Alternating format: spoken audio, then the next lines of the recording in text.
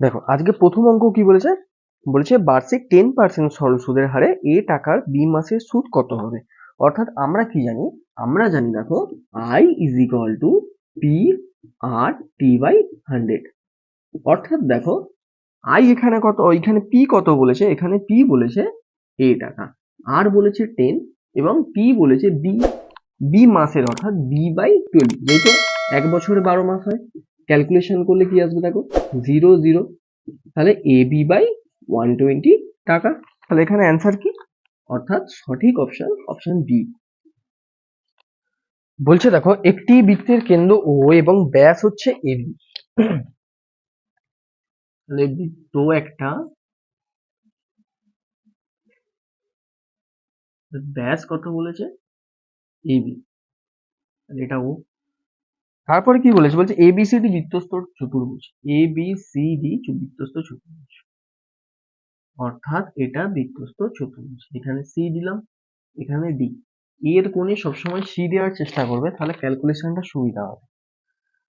বলছে কোণ এবিসি 65, এই কোণটা কত 65, এবং ডিএসি 40 ডিগ্রি, তাহলে ডিএসি 40 ডিগ্রি, অর্থাৎ এই কোণটা 40 ডিগ্রি হলে বিসিডি এর মান কত, বিসিডি এর মান চেয়েছে, অর্থাৎ এই কোণটার মান চেয়েছে।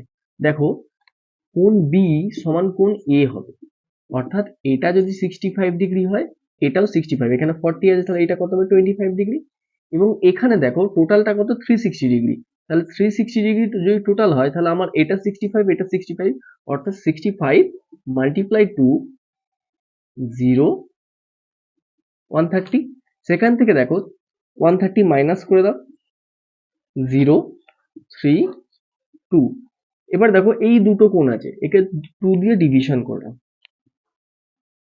তাহলে কত আসবে, এখানে টোটাল আসবে 115, অর্থাৎ 230। এটি শুধুমাত্র এমসিকিউ প্রসেসের জন্য শর্ট ট্রিক্স, অর্থাৎ তোমার এখানে অ্যান্সার কত, অ্যান্সার হচ্ছে সি।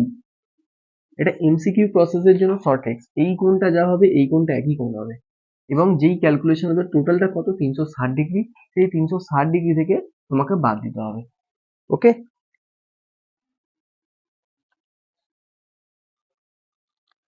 দেখো পরবর্তী অঙ্ক কি বলেছে, আগে সমীকরণটা তুলে নিই। বলছে 5x square minus 3x plus K is equal to 10।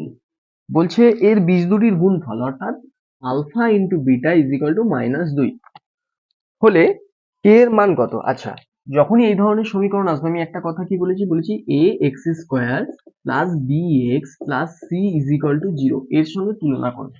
অর্থাৎ তুলনা করার জন্য এই 10টাকে আমাকে এইদিকে নিয়ে আসতে হবে, 5x square minus 3x plus কে, আর এই 10টা এদিকে এলে -10 ইজ ইকাল টু 0।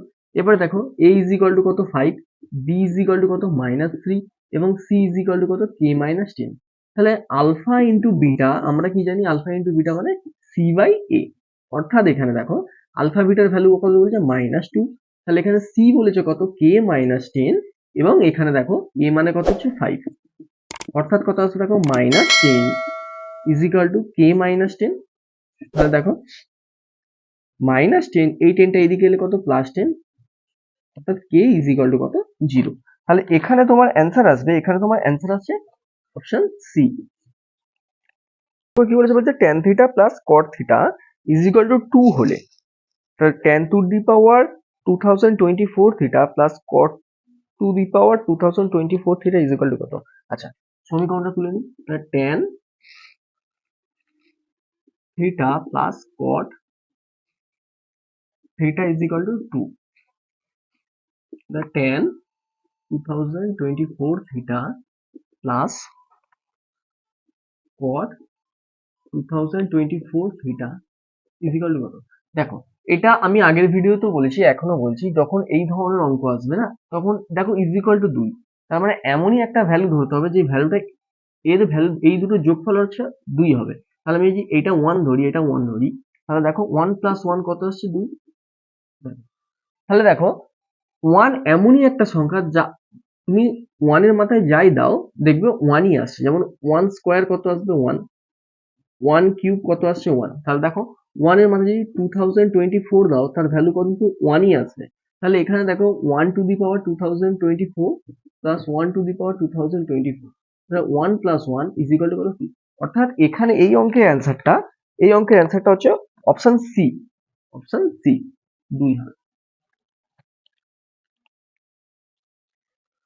দেখো বলেছে 2√6 সেন্টিমিটার বাহু বিশিষ্ট দুটি ঘনক পাশাপাশি রাখলে উৎপন্ন আয়তঘনকটির কর্ণের দৈর্ঘ্য কত হবে। দেখো 2√6 সেন্টিমিটার বাহু বিশিষ্ট, দেখো তাহলে দুটো ঘনক যদি জোড়া হয় তাহলে তার প্রস্থ এবং উচ্চতার কোনো পরিবর্তন হবে না। অর্থাৎ প্রস্থ থাকবে কত, প্রস্থ থাকবে 2√6 এবং উচ্চতাও থাকবে কত 2√6, শুধুমাত্র দৈর্ঘ্যের চেঞ্জ হবে। দৈর্ঘ্য কত হবে, দৈর্ঘ্য হবে 2√6 প্লাস 2√6, কারণ এখানে দুটো একই ঘনক বলেছে তাদের যোগফল, তাহলে কত 4√6। এবার দেখো আয়তঘনের কর্ণের ফর্মুলা হচ্ছে কি দৈর্ঘ্যের হোল স্কয়ার অর্থাৎ 4√6 এর হোল স্কয়ার প্লাস প্রস্থর হোল স্কয়ার অর্থাৎ 2√6 এর হোল স্কয়ার প্লাস উচ্চতার হোল স্কয়ার 2√6 এর হোল স্কয়ার। এটা কার, এটা হচ্ছে আয়তঘনের কর্ণ। এটা কি আয়তঘনের কর্ণ, এটা ফর্মুলা। তাহলে এখানে দেখো 16 into 6 plus 4 into 6 plus 4 into 6, তাহলে এটা 96 plus 24 plus 24, তাহলে দেখো টোটালটা আসছে কত 6 4 10 4 14 4, আর থাকবে 1 10 দিয়ে 12 আর 2 14, অর্থাৎ কত কার স্কয়ার হয় এটা 12 এর। তাহলে এখানে দেখো কর্ণের দৈর্ঘ্য কত আসছে, কর্ণের দৈর্ঘ্য আসছে 12 সেমি, অর্থাৎ অ্যান্সার কত, অ্যান্সার আসছে কত ডি, অপশন ডি অ্যান্সার। দেখো পরবর্তী অঙ্ক কি বলেছে এ নট ইজ ইকুয়াল টু 0 এবং x1 x2 x3 dot dot xn এর গড় হচ্ছে x বার, অর্থাৎ কত x1 x2 x3 xn এর গড় কত বলেছে, গড় বলেছে x বার। তাহলে বলেছে a x1 a x2 a x3 a xn, তাহলে a x1 a x2 a x3 a xn এর গড় কত হবে। দেখো এর সঙ্গে এটা কি ফরম্যাট আছে, মাল্টিপ্লিকেশন, অর্থাৎ এর সঙ্গে গুণ হচ্ছে, তাহলে এখানে দেখো গড়ের সঙ্গে গুণ হয়ে যাবে, অর্থাৎ এ এক্স বার, এটাই অ্যান্সার হবে, অর্থাৎ অপশন ডি, অপশন ডি এখানে কারেক্ট অ্যান্সার।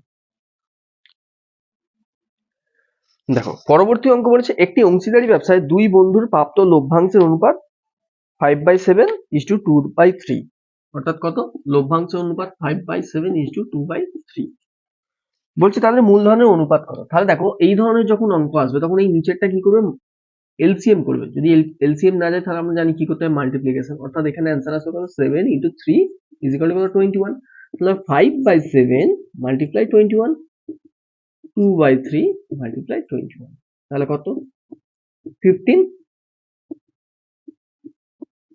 14, এটাই অ্যান্সার। দেখো কি বলেছে, বলছে x-2 এবং x-3 এর মধ্যাংশ সমানুপাতি x হলে x এর মান কত। এই ধরনের যখন অঙ্ক আসবে না এখানে একটা ট্রিক্স আছে, অর্থাৎ x-2 আর x-3 এই দুটোকে প্রথমে কি করবে মাল্টিপ্লিকেশন করবে, অর্থাৎ 2 and 3 6, তারপরে এই দুটোকে কি করবে অ্যাডিশন করবে, অর্থাৎ কত 5।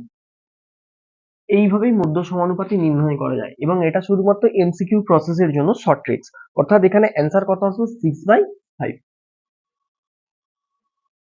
বৃত্তাংশ অপেক্ষা ক্ষুদ্রতর বৃত্তাংশস্থ কোণকে কি বলা হয়। দেখো তাহলে আমাকে কি একটা একটা অর্ধবৃত্ত আঁকতে হবে। যদি দেখো এটা যদি আঁকা হয় এটা টোটাল কত আছে 180 ডিগ্রি, মাঝখান থেকে ডিভিশন করে দাও তাহলে এটা কত আসবে 90 ডিগ্রি, অর্থাৎ এখানে দেখো বলছে কি এর থেকে ক্ষুদ্রতর কোণ, তাহলে এইখান থেকে যদি ক্ষুদ্রতর নিই তাহলে আমি এখান থেকে নিই তাহলে এটা কি আসছে 90 ডিগ্রি থেকে বড়, আর 90 ডিগ্রি থেকে বড় কোণকে কি বলা হয় স্থূলকোণ, অর্থাৎ এটাই অ্যান্সার।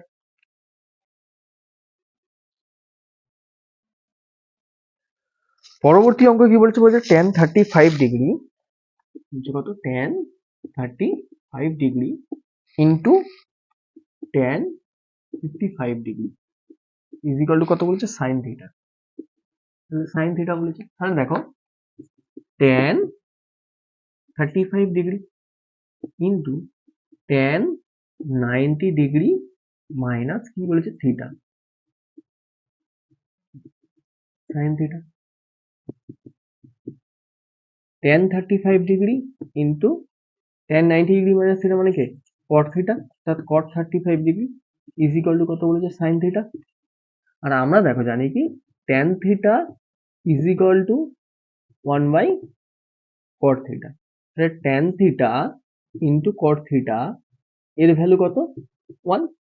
তাহলে tan theta into cot theta কত হবে, 1। তাহলে 1 যদি হয় দেখো, তাহলে 1 সাইন থিটা, সাইন কত মান হচ্ছে 1, তাহলে হচ্ছে sine 90 degree sine theta. Theta is equal to কত হবে, থিটা ইজ ইকুয়াল টু হবে 90 ডিগ্রি, অর্থাৎ অ্যান্সার কত, 90 ডিগ্রি। এটাই অ্যান্সার হবে তোমার এখানে।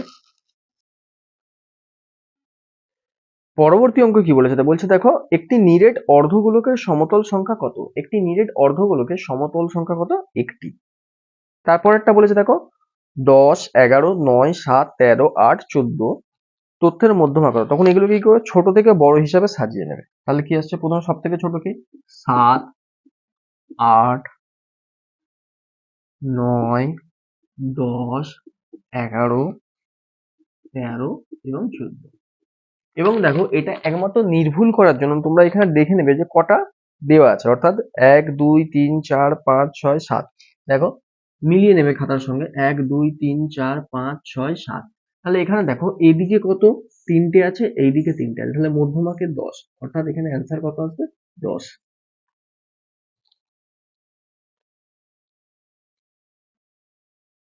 দেখো বলছে এরপরে সত্য মিথ্যা, বলছে বার্ষিক 10% হারে 100 টাকার 1 বছরের সরল সুদ ও চক্রবৃদ্ধি সুদের অন্তর 1 টাকা। আচ্ছা প্রমাণ করা যাক, সত্য না মিথ্যা। আই ইজ ইকাল টু কত, পি আর টি, পি মানে কত বলেছে 100, আর মানে হচ্ছে 10 এবং টি মানে 1, নিচে 100, তাহলে কত আসছে সুদ, 10। এবং চক্রবৃদ্ধি সুদের ক্ষেত্রে কি বলেছে, চক্রবৃদ্ধি সুদের ক্ষেত্রে বলেছে A is equal to P into 1 plus R by 100 এর whole to the power N, এবং সুদ বের করতে গেলে মাইনাস পি হয়ে যায়। তাহলে 100 1 প্লাস 10 বাই 100 100 100, দেখো তাহলে 11/10 মাইনাস 100, তাহলে ক্যালকুলেশন করলে কত আসছে, 110 মাইনাস 100, তাই তো। তাহলে আমার এখানে আসছে দেখো, এখানে আসছে কত, 10। অর্থাৎ দেখো যেখানে সত্য কথা বলেছে 1 টাকা, না 1 টাকা সত্য কথা বলে না, এখানে মিথ্যা কথা বলে, কারণ এটাও 10 আসবে, এটাও 10 আসবে, অর্থাৎ সমান সমান হবে। তাহলে এটা প্রথম দিকের আনসারটা কি হবে, মিথ্যা হবে।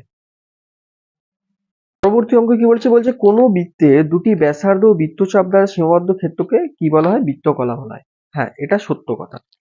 তারপরে বলেছে দেখো পরেরটা, বলছে এই অঙ্কটা কি বলেছে, ভেদের অঙ্ক বলেছে। y, হ্যাঁ ইহা কি অঙ্ক, ইহা যাহা বলেছে ইহা হচ্ছে সত্য, ইহা সত্য। পরবর্তী অঙ্ক কি বলেছে দেখো, বলছে থিটা যদি 0 ডিগ্রি এবং 90 ডিগ্রির মধ্যবর্তী হয় তাহলে sine theta sine square theta. দেখো থিটার মান যদি আমরা 30 ডিগ্রি ধরি তাহলে এটা আমার কত আসছে, হাফ, আর এটা কত আসছে, হাফের হোল স্কোয়ার, তাই তো। তাহলে এটা হাফ আর এটা 1/4, যদি ধরো তাহলে 0.50, আর এটা কত 0.25, তাহলে কে বড়, এইটা বড়, অর্থাৎ ইহা কি বলেছে, ইহা একটি সত্য। দেখো এখানে বলেছে একই ভূমি ও একই উচ্চতা বিশিষ্ট একটি লম্ববৃত্তাকার শঙ্কু ও একটি লম্ববৃত্তাকার চোঙের আয়তনের অনুপাত 1:3। লম্ববৃত্তাকার শঙ্কুর আয়তন দেখো 1/3 পাই আর স্কোয়ার এইচ ইজ টু লম্ববৃত্তাকার চোঙ পাই আর স্কোয়ার এইচ, তাহলে 1/3 ইজ টু 1 রয়ে গেল, তাহলে রেশিওতে দেখো 1:3, অর্থাৎ এখানে 1:3 অ্যান্সারটি সঠিক দেওয়া আছে।